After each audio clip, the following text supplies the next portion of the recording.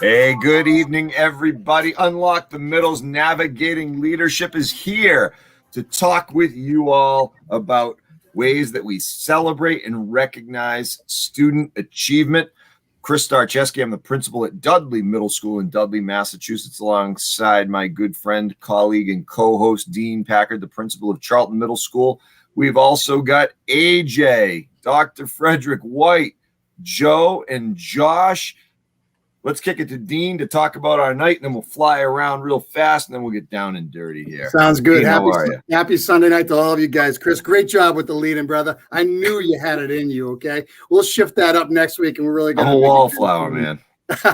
It's all good. Hey, great to see all you guys, and it's really good to be back together again. Sunday nights are always a special time for me, and I'm sure you guys feel the same way, when you can network and really get into the weeds and talk about things that we do. And tonight we're going to talk about – student successes and how we celebrate them in schools. We're not alone. I think we have a lot of principals out there doing the same thing right now. So got a little bit of feedback too. We're going to work through that, I think, as well. Guys, how are you? Let's kick it down around the horn here. Joe, how are you, my brother? Doing good, man. Doing good. Nice and sunny and hot down here in SoFlo. So just enjoying the weather and looking forward to the last few weeks here. 95 degrees and climbing, I'm sure. Fredrick, down in Tennessee. Greetings, brothers, down here with all the humid weather. So I wish I just had some sunlight without all the humidity here, but I'll take what I get. Love it. AJ, New Jersey bound. What a weekend here. Beautiful weather on the baseball field, on the soccer field with the kids. Just watch my Yankees keep winning. So just loving it, loving every day of it. You're in Bo Sox country here, brother. Josh, down in the Lone Star State of Texas. Greetings, everybody. Beautiful weather over here, but most importantly, enjoying my time with my beautiful family. Love it. Good stuff. Chris, let's just jump right into this, man, and let's talk about the real reason why we're here tonight besides the friendship and networking. You went to mute, my friend. Loving technology. Yeah, I'm brand new to this whole video cast thing. Sorry about that.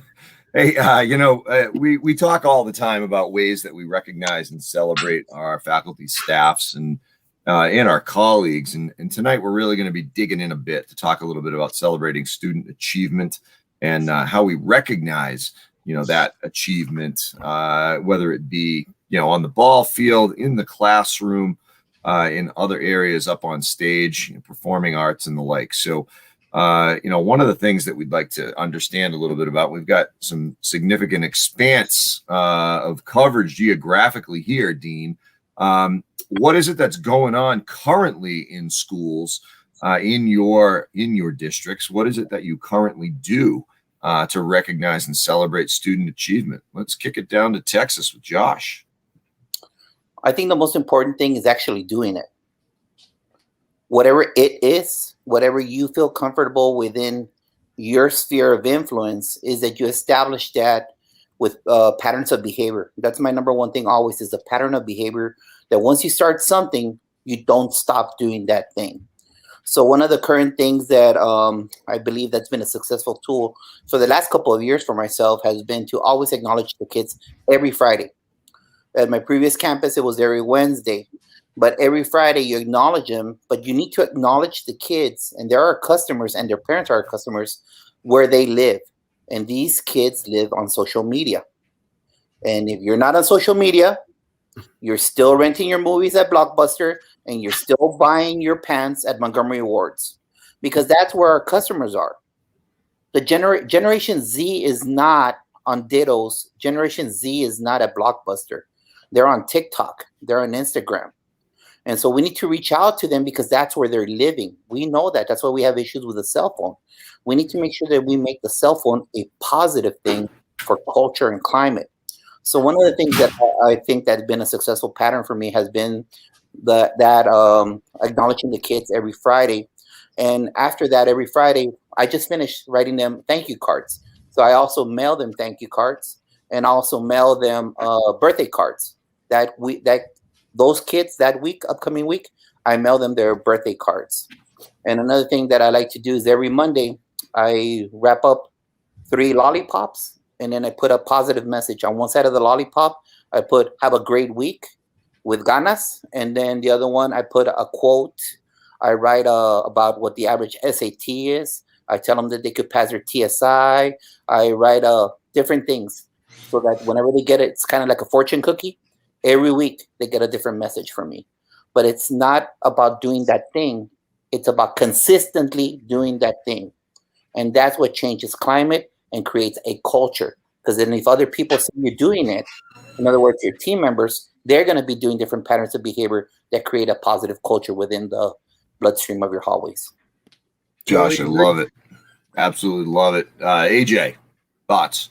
Yeah, no, I love that. I love Josh's social media. I love seeing everything he puts out there. You know, I get jealous that he does so much, and that's something I want to start doing going forward. But you know, I'm going to give a huge shout out to my school counselor who really is taking the reins here of celebrating the students. And you know, I have 2 school counselors for 4 grade levels, and they really do a great job of letting me know who's doing well, who's rising in their grades, who's doing things outside of school. You know, they're kind of the pulse of it.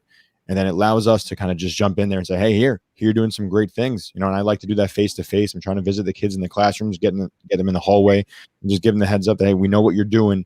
Good job. So now I want to take that and kind of mimic what Josh is doing with social media, because I think that's great because we know it.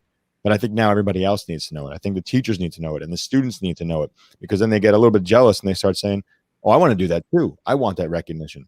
So I think I'm going to build off of what my school counselor is doing, take a little bit of what Josh is doing, listen to what you guys are doing, and keep pushing it out there for the public to see. Good stuff. Man, you know, the beg, borrow, and steal idea, that's what this platform is all about. You know, we want to get exposure. We want to learn a heck of a lot from one another, get some great ideas that are out there and be able to replicate them in our own way and our own style. Fred, down in Tennessee. Well, I wish I could say that I was doing everything that Josh was doing. Wish I could just take credit for all of that. But we try our best to make sure we celebrate our kids. We do, of course, the car doing good. We do the honor assemblies. And now, since we have been dealing with the pandemic, we've been doing the virtual honors assembly. So we try to make sure that our kids that are making those accomplishments, they still get to see their names on that big screen. Everything that we do, we are trying to push that social media piece. Facebook, our Twitter account, everything for the school. Anytime that our kids do something, we try to throw those things out there and really promote them. One of the big things that we did when we were doing testing, trying to get our scholars into the building, we had, days, we had dress to impress days, we had all of these things. And what we would do, we would try to capture these days and add those to our social media pages so the kids could see themselves, because it's the first time some of these kids have had an opportunity to really see their other classmates outside of the classes that they attend, because we're mostly still virtual. So that was a good piece for them. And it's always a good piece for our kids. We had a campus cleanup or beautification on Friday.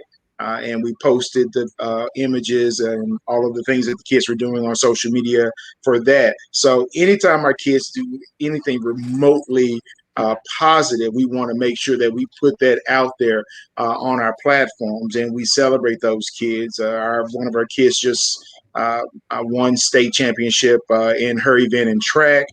She's all over our social media. Our softball team were city champs. We posted that on social media. We got a chance to have them with the Lady Tigers from the University of Memphis and get some pictures with them. So we just want to, everything that they do, we want them to see themselves out there, since once again, they already have the phone out there.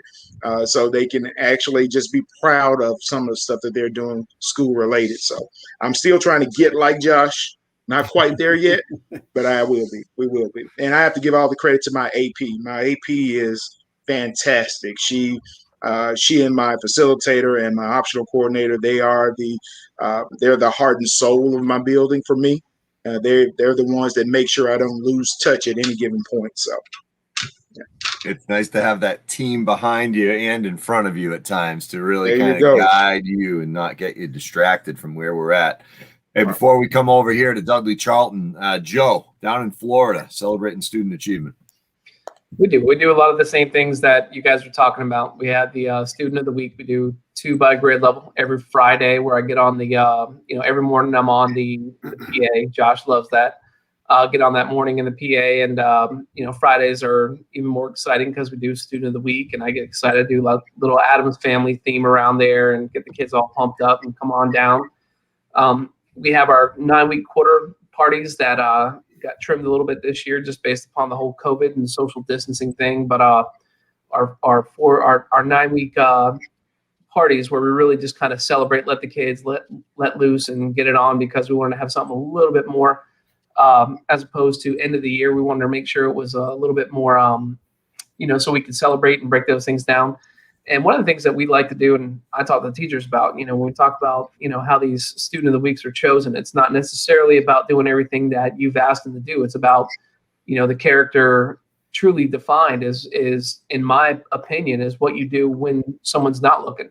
And that's who I'm really trying to find when we're looking for those character kids, and the things that they do when we're not sitting and standing over them and they're trying to please us, but really about who they are when we're not staring at them and the limelight's not on them. So we look hard for those things as well. Awesome. We sit down, we think about the, caught doing good. We think about the being a good citizen, building good character, and recognizing those pieces. And sometimes those get lost in schools because schools can be really academically driven all the time. And I'm glad you mentioned those elements, Joe. Really, they're very, very significant. Dean. Hey, I'm going to piggyback back on what Josh said, and creating the culture is the number one most important thing we can do as educational leaders in our building. That typical hello to as many kids as you can see as they're walking in the door, greeting them when they come off the bus, letting them know that you care about them, that you want to make that connection is absolutely paramount. And I'm thinking about this and I'm saying, not only academics, but you want to recognize kids for behaviors, community outreach, leadership, so many other facets besides just academics.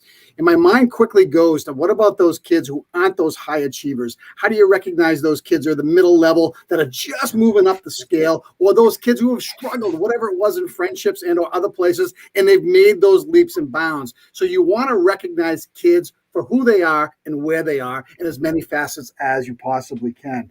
I love on Sunday night, I get on a video, I do a weekly theme, I throw a rock star music selection on there, and I just get into something that I think is going to help them become better. I always talk about defining the best you that you can be. I say that every single week, but I try to build on that because I want them to understand that's something they can control. They can control, taking the reins and just making solid decisions, rolling up their sleeves. And the two things that I always tell them to focus on: effort and attitude. We have spotlights. Teachers recommend students to me for spotlights. We'll take pictures. We'll get those up there. But any type of themes that we can gravitate to that go back to SEL learning and those competencies, it's a win-win. But there's so much more we can do, and it really excites me. So, yeah, so many things that I'm hearing right now that just make me say, okay, I can continue to get better at this, and I can continue to thump that drum for every single student in my building. Yeah, being more Josh-like is absolutely where we should be grinding. One of the things I think about what we're currently doing is I think we do a pretty good job in my school of acknowledging ideas that students have, give them validity, and give them deep meaning. For example, if a kiddo has an idea for a club or activity, we go ahead and find a staff member who can go ahead and staff that opportunity. Let's go ahead and host that club. Let's make it a part of our program. But you know what? It's not us that are creating it. It's the kiddos and their ideas. And that in itself is going to empower, a stronger belief in the I can do, which allows kids to feel more included and allows us to continue to perpetuate that kind of improvement cycle, which is really, really key. What's the next level in terms of achievement? I know we've all gotten some ideas from one another over time. What is it that's next on the horizon for you and your school for student recognition and achievement? Where would you like to take it? What elements do you have in their infancy stage with ideas on sticky notes right now that you want to get to that next level? Let's kick it to Joe. I think that when we really get a second to breathe about this past year and all the resets that we're able to do and able to rethink of, I really want to create more of that peer student champion opportunity where students are lifting each other and pulling each other up. We're going to get a chance to reset on some things and get the kids back in the game. But really what I want to do is have the students take the lead on, picking each other up, looking for the good with each other.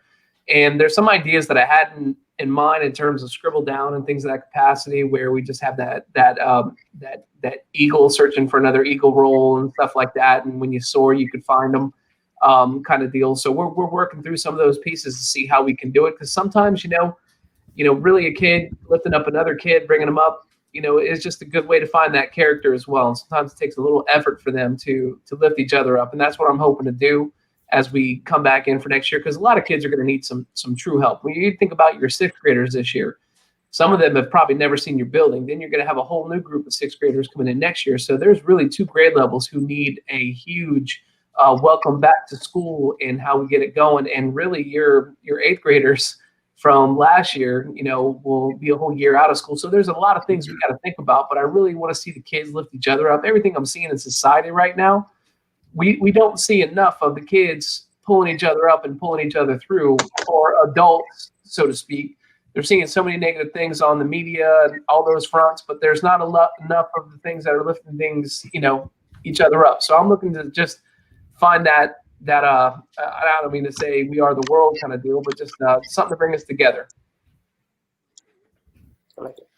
Yeah, the idea of being able to do that, I think, is absolutely essential and key, and it's essential to our core mission of developing, great citizens, which sometimes also gets lost in, the understanding of academia and high stakes testing, et cetera. But we're in high stakes testing mode now, so I don't want to go on a rant. Let's kick it over to Fred. Ideas about things for your next level. Yeah, 2 things that I really want to push for my kids next year. A student dropping the bucket. I think we've all probably did the dropping the bucket thing with our teachers, where everybody put some positive comments in. So I want to do a student level of the drop in the bucket, where the kids can put something into our office and we can sort of announce those positive attributes that the kids leave as part of our daily routine. And the other thing that I really want to do, and I get the idea from the way that we meet consistently, is almost doing a student level podcast where the kids get together and they talk about some of their good ideas and some of the things that they want to see happen within the realm of education, the realm of their school, how they see their future moving forward, advice that they can give their peers. Those are just 2 pieces that I've sort of started playing around with in my head, and it's probably going to be time for me to turn it over to my brain trust of my admin team and let them sort of get the nuts and bolts of it. But that's what I'm really pushing for or thinking about for next year. That's awesome, Fred. Dean and I played a little bit with the student voice aspect, and we had a couple of shows, I think 3. And you know what? They were fantastic, very meaningful, and it's something that as we get into more of I'll call next year, and I know Josh doesn't like this, but a normal type of school year. Not that the new normal isn't what we're doing, but that normal routine where we're in school and we've got continued face-to-face engagement. We've got an opportunity for that extended platform, and doing something across state lines would be a fantastic way to get the jump start. Talking about meaningful, relevant topics to middle school kids. AJ, next level for you, man. Yeah, for me, this is a big thing for me. My notebook is filled with ideas that I can do this. I really want to normalize the idea of celebrating each other. Joe just talked about the fact that we want to celebrate the students and have students celebrate each other. I want this in my school to be something that they're proud of. When we look at it, I have a 5 through 8 school. The 5th and 6th graders, they like that celebration. They think it's cool to be recognized. But then when you look at the 7th and 8th graders, they're the ones who are like, don't put my face anywhere. Don't mention my name. I didn't do that. I didn't help that kid. I didn't open the door. I wasn't that nice. So I really want to normalize this and make sure the celebration is there for everybody. Whether the teachers are starting it or whether the students are starting it, I want to be the one who's really kind of pushing that door open. And it's really going to be something I really take a huge, huge hand in to make sure it becomes, really strong throughout my school, because I want them to feel like a community and I want them to be lifting each other up so this community is strong. So for me, my next steps are really just, getting this back started, getting the kids active, putting things out there where they're like, my friend this week hit a home run. my friend starred in a show. You know, I want them to be proud of the accomplishments that they're putting forward. That is fantastic. You know, that student ownership, that student representation of acknowledgement is key. Sometimes when adults notice, it's not cool, but when my buddy notices, yeah, I'm in the house. All right. You know, Josh, what's next on the level for you, man? I can't imagine where this is going to go. You know, this second semester, my hands have really been tied for some stuff that I told you about. So the campus has been pretty much one administrator, and so it's really tied my hands in regards to time. The most important quality item that we have is time. Money, nothing. It's time. It's about having time for kids, for your family, for yourself, and such a beautiful commodity. And I've had an opportunity, but we've had we stopped at 193 home visits up until December. I want to go back to doing that and acknowledging those kids at their home. The kids that were virtual, we were visiting their houses. The kids that were stellar, keep on doing that. And then another thing is now with the kids returning next year, it's me hitting the gut kids, the 69 to 73 kids, the 74 to 81 kids, and doing home visits for those kids. You know what? The AP kids, the pre-AP kids, the honors kids will be successful with or without us. Yeah. That's right. We do all the focus on the kids that are at risk, but we always lose the gut kids. We always lose them. We don't focus on them. I'll call you a liar. You tell me you have a plan for those kids, because I have yet to see in public education the gut kids being addressed. And we were very successful at my previous campus to where we started doing home visits only for those kids. Kids that never passed the state exam, and they passed it on their second, third try, we visited them. Something to acknowledge that missing child. And you know what? The majority of our kids right now, they're missing children. So we need to make sure that we focus on them as they return. As it was said, I think it was by AJ, when they come back, we need to make sure that we restructure our whole baseline thing, because they haven't been in a campus. So it's about having those assemblies, teaching them how to be at assemblies. And when we're there, we acknowledge those gut kids. We acknowledge not only the honor, but the struggling kids that are successful. And besides the home visits, acknowledging those kiddos, I also like to bring back another tool that was very successful for us is the You're My Why. So I would have a team member write a story about a student that inspires them, and they will read it to them. We will record it. They will put a medal around their neck and say, "You're the reason why I'm an educator." Oh. I cannot tell you how many tears were shed during those events, because that was a connection for the whole body, the whole campus, when they would see that their teachers reached out for them. So that was called the My Why Kid. And just continue doing the things, because it's about, just because I did everything this year doesn't mean I'm going to wash my hands and not continue next year. No, once you start a pattern of behavior, you got to continue it because you set that bar. So now when you add something new, it's about continuing that same thing. So home visits for the mid kids, continuing the social media, and doing everything to make sure that you acknowledge the educator. It's about connecting the family. You got to make sure it's not just about that, but that the kids feel them, because kids don't care how much you know until they know how much you care. Josh, you know, the My Why Kid is perhaps one of the most heartfelt, you know, just thumps, you know, that I've had in a long time. That is brilliant. I love it. Yeah, I absolutely love it. Dean, you do an awful lot with social media recognition with your kids. You do an awful lot of community building with your kids. Where do you see your next steps?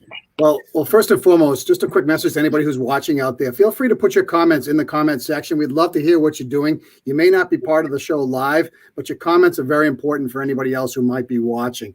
Second, Josh, thank you so much for talking about the why.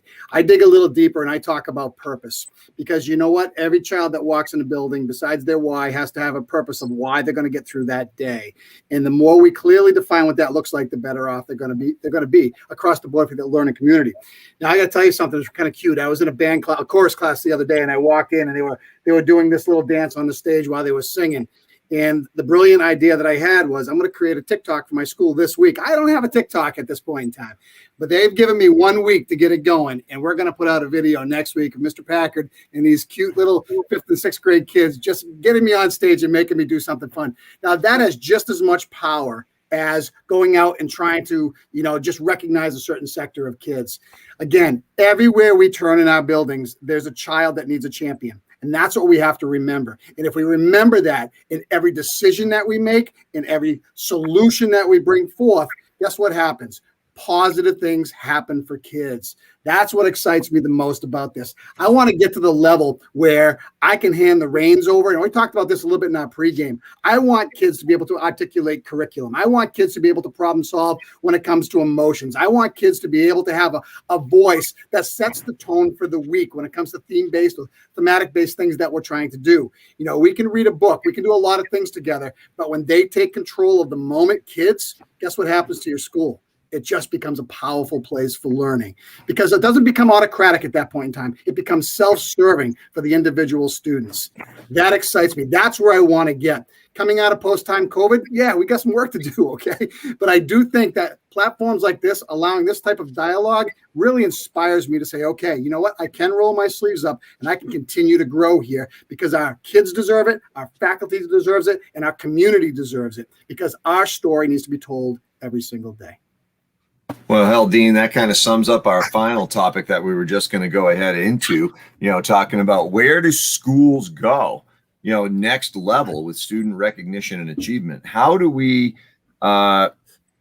recognize and shine the light on individual accomplishments and achievements in a smart way? How do we identify those mid-range kiddos who don't qualify for honor roll, but they improved? How do we address the idea? And Superintendent Darren Papard talked with us a couple of weeks ago, Dean, about that's recognizing student achievement of the kiddo who went from a grade of a 66 on average to a 71 over a term of a quarter. That's a tremendous improvement, right? Sure, 5 yeah. percentage points of improvement academically.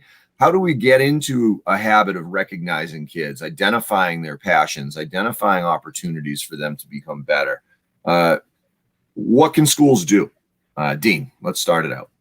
All right, listen, I'm going to go back again one more time and say, this time when we're reimagining school and really thinking about what's around the corner, COVID has given us the perfect opportunity to do that, okay? Drop the grenade in the middle of what we used to know and now begin to reshape and rethink where we're going to go with this. I'm going to go back to saying every kid deserves that champion. We need to get those kids onto social media. We got to get those kids self-advocating for what's right. That is a soft skill that is vitally important as kids get ready to go into high school, okay? And it's very difficult to pull it out of middle school kids, because they're in the moment, they worry about who they are and what they are. We got to make sure they feel loved. We got to make sure they feel appreciated. And we got to make sure that they feel as though they can come to anybody in our school at any time. And we can use the social media. We can use the human resource, the human touch of hello and connecting. And we can use our staff members who are absolutely fantastic at making those connections as well. You put those three together and you got rock star schools. Man. All right. We got a few other ideas to throw out there. I'm hoping after that. Joe, we met you after we learned about your esports initiative and the inclusion of students who might not otherwise be included. I'm curious to hear what your thoughts are on next level recognition opportunities for students. So just like Josh mentioned that, there's not many people out there. Well, he didn't say that, but not many people who are really thinking about those kids that are right there in the middle or just, right around it. To me, when we're doing that master board, we took a look at the electives that were being offered. There were a lot of kids that were just being dumped into physical education and some other electives that really wasn't anything that they were looking for. And so be honest with you, that's how you keep your ear to the ground, just to see what the kids want, what the kids want to do, or something that they may want to do and didn't know that they want to do it. So of course you take a look at, other options. I mean, we've said it 1,000 times on this show, guys, what's going to look different when the kids get back? So you can't just say, hey, we're going to jump back in, because it's not going to take long for us to go back to old practices. It won't. So you've got to default put things in place that are going to push you to make those things happen. To me, esports, financial literacy are huge. I've changed intensive reading to the point where I want these kids exited within a semester. I want them out of intensive reading and into a rich elective right from the get-go. And I'm going to go as much as I can. The next steps, really, I think when you take a look at it, let's go back to what we've talked about. You find those 2 or 3 things that you're looking for. You set the bar and you go for it like crazy. If we're looking for those kids that go up to 5 percentage points in a class, then you make sure the teachers know that's what you're looking for 100% on Thursday night. You better have the list in your hand to make that announcement. As far as that goes, you've got to set those default infrastructures in place, because as a principal, you get pulled in 100,000 different directions. But when it comes Friday morning and you get on those announcements and whatever's going to go out from social media, you better have those out as if it is just the every morning routine. Do not back away from it and put it in place and accept it as the new norm. But if you're going to look for those middle of the road kids that we call them, then set things in place that make it impossible to miss them and make sure they get those opportunities to dive in, as opposed to the highs and the lows and all the kids from all different, they got their engineering track, they've got their other track. What do these other kids have? You know what I mean? Make sure you hit that middle hard and give them those opportunities just by default. I love the perspective of, addressing this with the master board idea and, talk about student recognition and achievement. Accelerate their performance, their production in something that they need or needed, and now give them something that they can experience down the line. That is an authentic recognition of their. Yeah, you can take a look. You can take a look at every kid's individual schedule and almost guesstimate what their experience is going to be for that school year. All you got to do is take a look and see who doesn't have a strong elective supporting their core classes, and I guarantee you'll find trends where they may fall into the wrong situations or not, but that's a good place to start. Brilliant. Absolutely brilliant. Josh, where are you going? What can schools do next? I just think that it all starts with our chair.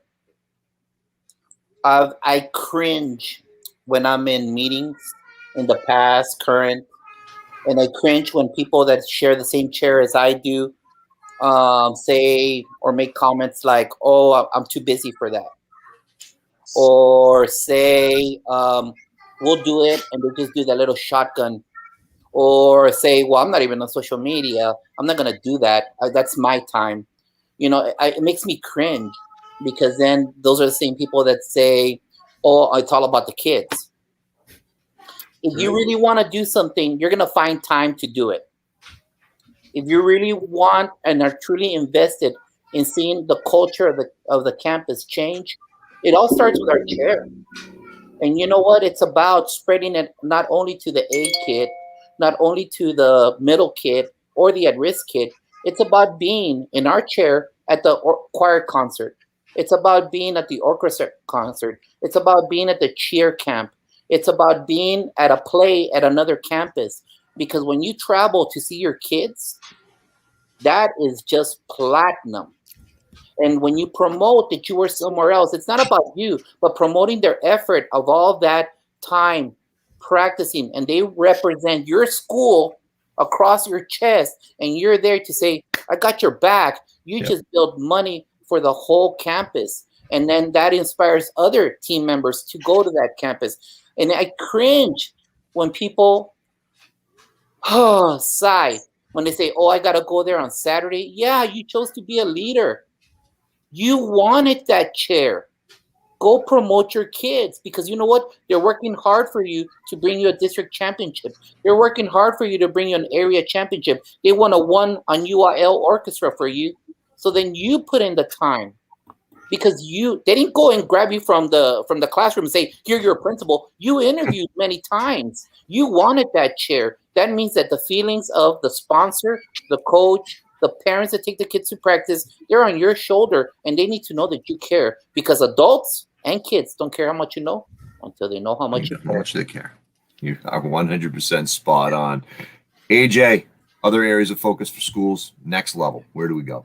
Yeah, I think it all comes back full circle. It's buy-in. You got to have everybody on board. You got to make sure everybody's feeling it, and you got to make sure that it becomes the thing and not just another a thing.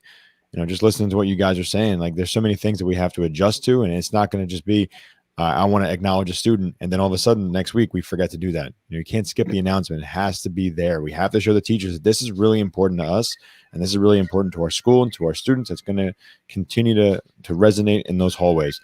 So really it's going to be buy-in. So I think for me, just showing the teachers that this is really going to become something important, something that we live and die by. This is what it's going to be. 100% spot on.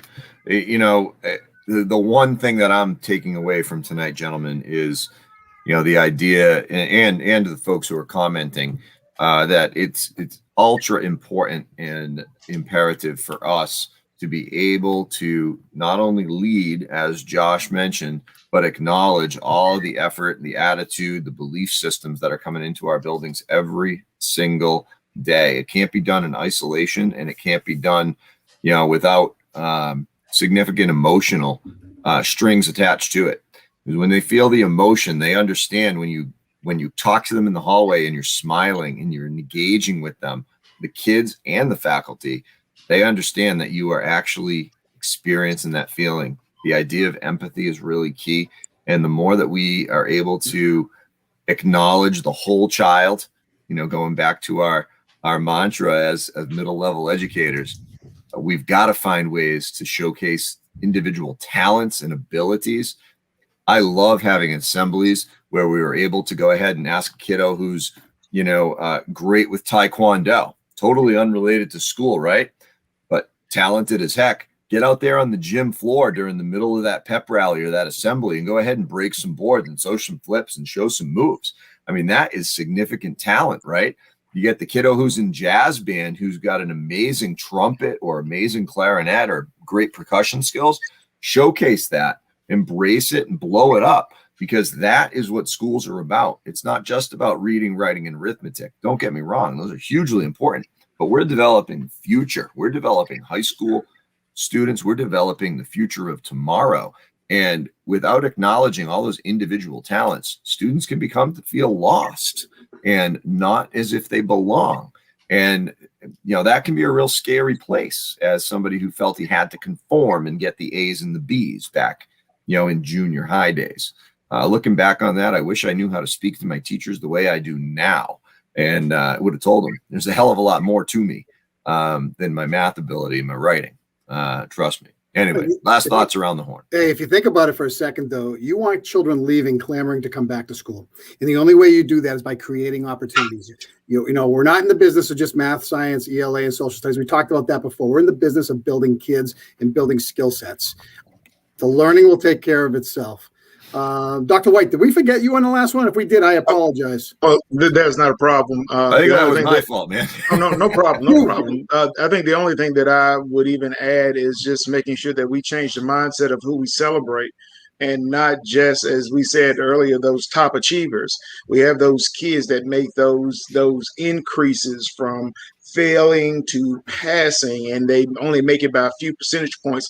Let's make sure that we don't forget that kid. We don't want to lose that kid in the middle. Everything else in our society forgets that middle kid. Let's not, as educators, as leaders of our buildings, forget to celebrate that middle kid and make sure that they understand that their accomplishments count for something. So I'm definitely a proponent of everything everybody has said here this evening. We just have to make sure that our kids now begin to take ownership of that appreciation for what they are doing, what their colleagues, what their peers are doing, and that we just support them as this transition begins. And we need it for this upcoming school year. Hey, I want kids going home and saying that everything that's going on in the school is so exciting that they want to come back tomorrow. You get to that level, and guess what happens? Absenteeism, forget about it. You worry about learning, forget about it. It'll take care of itself. Find the purpose, define the why, and make opportunities for every child that comes into your school. 100%. I just suggest that everybody right now, as we start the fourth quarter or finishing the fourth quarter, every Monday before we go home or to work, let's watch Rita Pearson's Every Kid Present. Every Monday. Put it out tonight. That's going to be that fuel that to get us across that finish line as we sprint. We don't stop, but we sprint. Because you know what? Those words are platinum. Awesome. Joe. No, I'm with you, man. I'm taking notes. Are you kidding me? I'm not following that. I'm not following Josh on that, man. I'm just taking notes. Boom! Drop the mic and walk away.